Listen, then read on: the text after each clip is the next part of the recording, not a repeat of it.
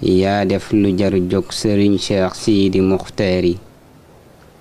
di sant kay saddi way ne doy nga yaakaari yaa def lu jar jóg sëriñ Cheikh Sidi Muxtaari di sant kay saddi way ne doy nga yaakaari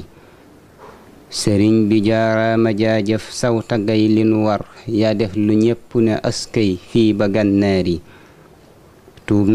naata tuubaat naa na booba ba tey ma noppi mel ni ki ab lu lii warul seere waykat bu bokk ci sëñ Touba te gis lu ko mat lum def lu dul saddi way mu doy ko bakkaari te Bamba def na ma shaahir jox ma ay xikkami bindal ko rekk ma war ci nasmu ak wesari may leen ma nopp ma jóg bakkaat fi Cheikh Mati lay najlul amiin xalifab Cheikh Bamba fi lu adari antal xalifatu yow ahlan ci sun ati xol mat nga xalifa sëriñ Touba biteeg biiri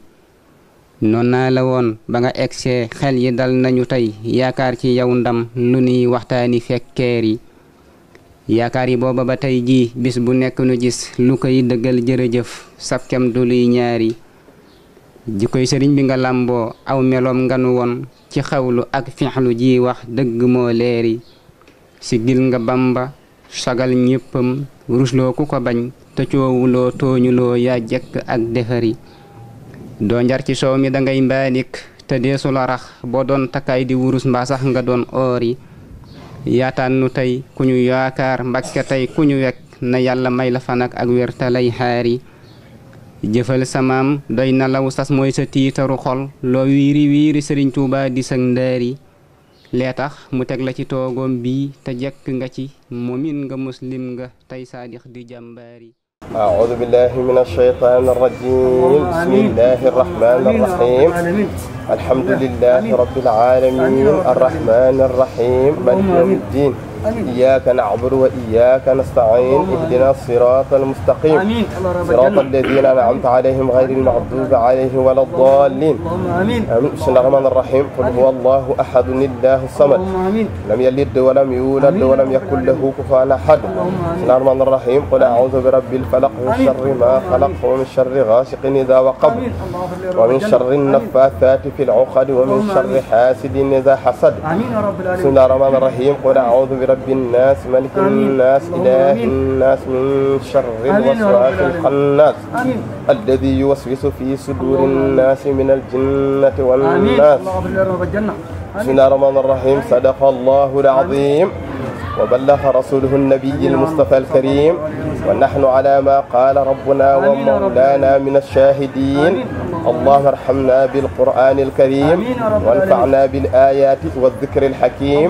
واجعله لنا حجة يوم الدين اللهم انفعنا بما صرفت فيه من الآيات وذكرنا بما ضربت فيه من المثلات وكفر بتلاوته عنا السيئات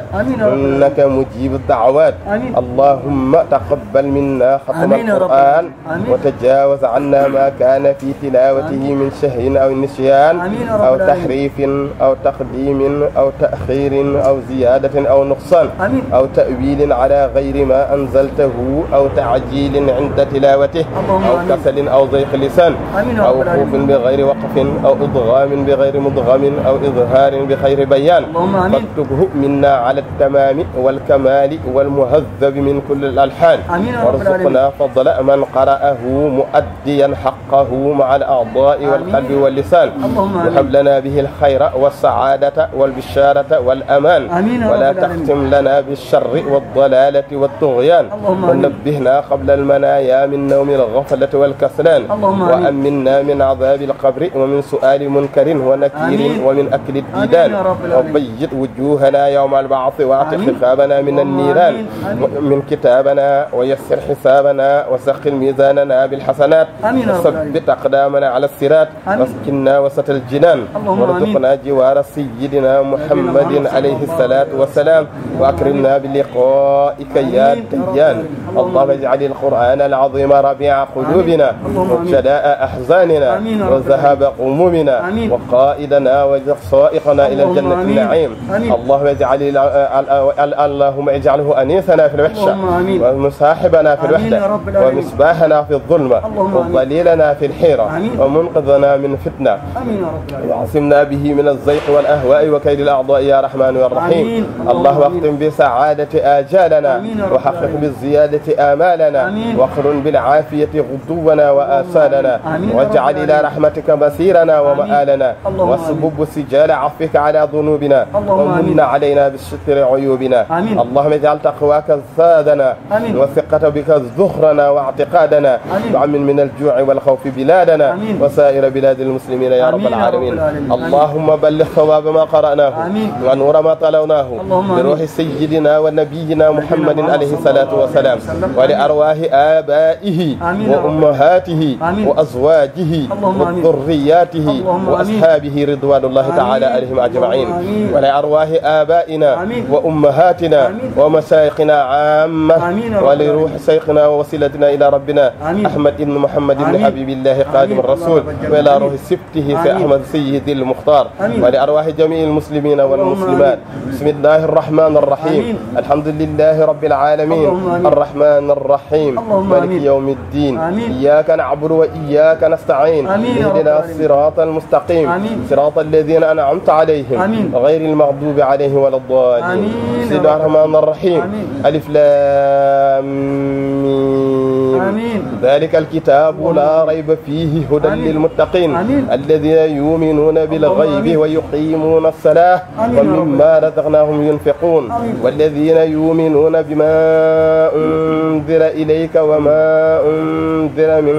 قبلك وبالآخرة هم يوقنون أولئك على هدى من ربهم وأولئك هم المفلحون. صدق الله العظيم وبلغ رسوله المصطفى الكريم ونحن على ذلك من الشاهدين. اللهم ارحمنا بالقرآن واجعله لنا إماما ونورا ورحمة. اللهم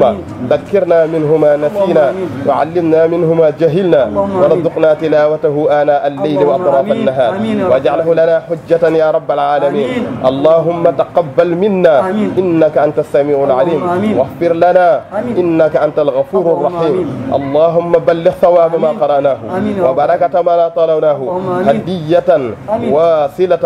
إلى روح نبينا وشفيعنا محمد صلى الله عليه وسلم ولأرواح آله الطيبين الطاهرين وأصحابه رضوان الله تعالى عليهم أجمعين وإلى أرواح جميع الأنبياء والمرسلين صلوات الله وسلامه عليهم أجمعين ولأرواح العلماء العاملين ومشايخنا في الدين رحمة الله عليهم أجمعين ولأرواح آبائنا وأمهاتنا وإخواننا وجميع تعلقاتنا وإلى أرواح صاحب الخيرات والحسنات وإلى أرواح جميع المسلمين والمسلمات والمؤمنين والمؤمنات برحمتك يا أرحم الراحمين. اللهم انصر سلطاننا سلطان المسلمين وانصر علماءه ووزراءه وعساكره إلى يوم الدين واكتب الصحة والسلامة والعفو والعافية علينا وعلى الحجاج والخزاة والمرضى والمسافرين والمقيمين والحاضرين والغائبين في برك وبحرك من أمة سيدنا محمد عليه الصلاة والسلام. اللهم صل على نبيك المصطفى ورسولك المرتضى ووليك المجتبى وأمينك على وحي السماء وأحينا على سنته وأمتنا على ملته واجعلنا من أهل شفاعته واحشرنا في زمرته وأسقنا من حوضه يا أرحم الراحمين يا رب العالمين. اللهم اجعل ثواب قراءتنا هذه لمن جعلته سببا لاجتماعنا هذا هدية واصلة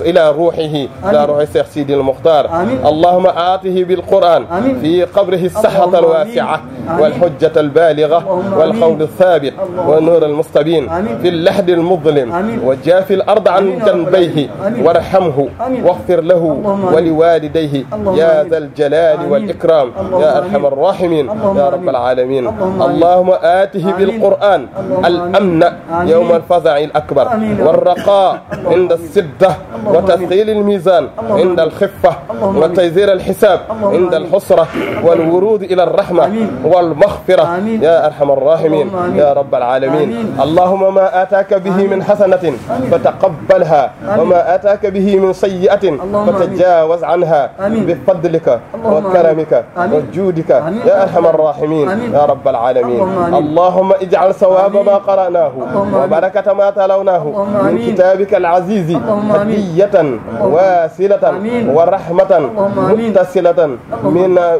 منك إلى روح عبدك الشيخ سيدي المختار. اللهم أوصل ذلك الثواب إليه واجعله نورا يسعى بين يديه. اللهم أكرم به مقامه ويسر به حسابه وضاعف به ثوابه واجعل الرحيق المحتوم الشرابه. اللهم أنس وحدته وارحم غربته وتجاوز عنه بفضلك وكرمك وجودك يا أرحم الراحمين يا رب العالمين. اللهم توفنا مسلمين لا مبطلين ولا مغيرين ولا فاتنين ولا مفتونين. آمين آمين يا رب العالمين. سبحان ربك رب العزة عما يصفون وسلام على المرسلين والحمد لله رب العالمين. فاتحة شيخ إمام. الفاتحة لله رب العالمين الرحمن الرحيم إياك نعبد وإياك نستعين اهدنا الصراط المستقيم صراط الذين أنعمت عليهم غير المغضوب عليهم ولا الضالين. آمين آمين آمين يا رب العالمين. آمين. الله رب الجنة. آمين يا رب. آمين. آمين يا رب.